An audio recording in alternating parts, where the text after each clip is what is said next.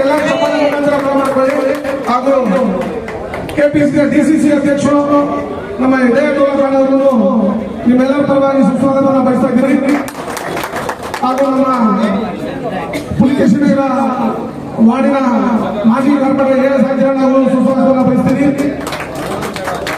ಹಾಗೂ guarantee committee ಅಧ್ಯಕ್ಷ ತಾರೀಖ್ ಅವರು ಸುಸ್ವಾಗತವನ್ನು ಬಯಸ್ತೀನಿ. ನಮ್ಮ ಯೂತ್ ಐಕಾನ್ ನಮ್ಮ ವಿಷ್ಣು ಶಿವ ಅವರು ಸುಸ್ವಾಗತವನ್ನು ಬಯಸ್ತೀನಿ. ಆಮೇಲೆ ನಮ್ಮ ಮುಜಾಹಿದನ್ ಅವರು ಸುಸ್ವಾಗತವನ್ನು ಬಯಸ್ತೀನಿ. ಪ್ರಭುವನ್ ಅವರು ಸುಸ್ವಾಗತವನ್ನು ಬಯಸ್ತೀನಿ.